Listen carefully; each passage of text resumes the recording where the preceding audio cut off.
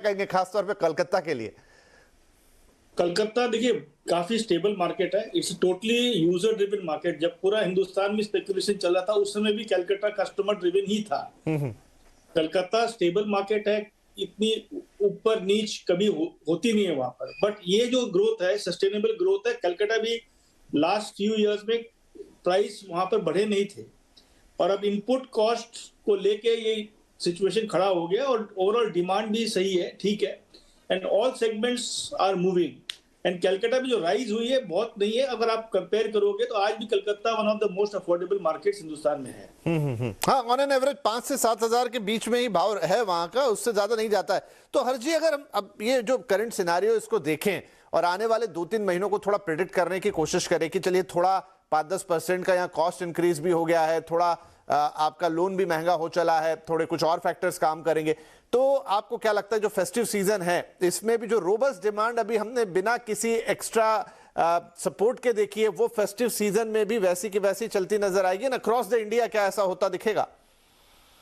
हमें ये लगता है कि फेस्टिव सीजन में ये सिलसिला चलते रहेगा। The market will remain robust because अभी भी इन्फ्लेशनरी प्रेशर्स जो है कम नहीं हुए जी। तो there could be a further rise also if the inflation is not controlled. So people may miss the bus. I don't foresee any major impact in any of the markets in all over India during the festive season for the slight price increase or slight increase in the interest rates. Okay Pankaj ji, आपकी जो statement है इस report के साथ उसमें मैं एक बात गौर कर रहा हूं, ये कि आपने कहा है कि बहुत सारे जो डेवलपर्स हैं, अब ये कौन से डेवलपर्स हैं वो आप ही बताएंगे, वो जो इंटरेस्ट रेट है उससे भी थोड़ा सा राहत देने की कोशिश कर रहे हैं। मतलब 1-2 साल, जैसे कई स्कीम्स आती हैं कि भाई 2 साल तक हम आपको 6.5% पर ही करेंगे या रेस्ट ऑफ द जो हिस्सा है वो हम खुद बियर करेंगे। क्या इस तरह की स्कीम अक्रॉस द बोर्ड देखी जा रही है या फिर ये कुछ 2-4 गिने चुने नाम ही हैं जहां पर ऐसे ऑफर्स हैं? क्योंकि डेफिनेटली मुझे लगता है कि एक जो जनरल कस्टमर है, जो एक टिपिकल होम बायर है, मिडिल क्लास का होम बायर है और ये फर्स्ट हैंड कस्टमर है, वो बहुत हद तक डिपेंड करता है कि इंटरेस्ट रेट उसे क्या मिल रहा है। बिल्कुल सही कह रहे हैं। और हमने 2-3 ऐसे एडवर्टाइजमेंट देखे जो लार्ज डेवलपर्स हैं मुंबई एमएमआर के और दूसरे शहरों के अंदर भी हमने देखे, जहाँ पे उन्होंने जो इंक्रीज इन इंटरेस्ट रेट का जो इम्पैक्ट था उसको एब्जॉर्ब किया है और उन्होंने डिस्काउंटेड रेट पे इंटरेस्ट रेट जो है वो ऑफर किए हैं अपने प्रोजेक्ट्स में। तो ये एक अर्ली साइन दिखाई दे रहा है जहाँ पे मुझे लग रहा है कि क्योंकि जो अंडर कंस्ट्रक्शन प्रॉपर्टी है वहां पे आज भी थोड़ा स्ट्रगल है, रेडी प्रॉपर्टीज में सेल्स हो रही है। तो अगर आप बहुत कायदे से देख लीजिए तो टोटल अनसोल्ड का केवल 7% रेडी है, लेकिन 50% ऑफ द सेल्स जो आ रही है वो रेडी यूनिट्स के थ्रू आ रही है। तो यही कारण है कि अंडर कंस्ट्रक्शन प्रॉपर्टी में सेल्स को मोटिवेट करने के लिए कुछ हद तक जहां तक जो बिल्डर्स हैं वो कॉस्ट को एब्जॉर्ब कर रहे हैं और जो इम्पैक्ट है वो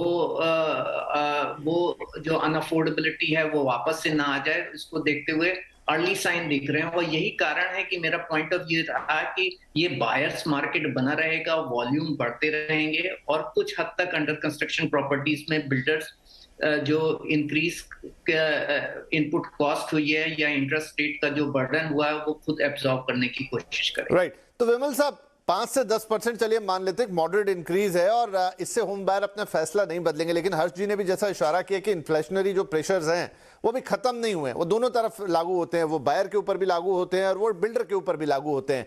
तो क्या यहां से कॉस्ट थोड़ा और ऊपर जाता हुआ आपको दिख रहा है आगे, और जाएगा तो उसका क्या इंपैक्ट होगा?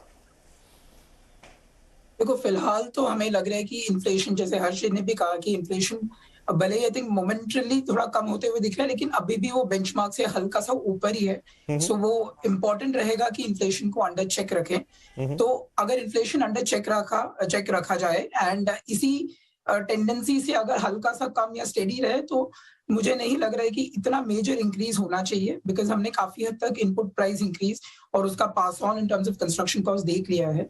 सो आई एम श्योर अभी जो रेपो रेट इंक्रीज हो रहा है वो भी हम इन्फ्लेशनरी प्रेशर टेंडेंसीज को कम रखने के लिए किया जा रहा है। तो मुझे लग रहा है कि फिलहाल की जो सिचुएशन है और गवर्नमेंट के जो एफर्ट्स हैं, ये देख के लग नहीं रहा है कि इतना ज्यादा इंक्रीज होना चाहिए। Should be under control.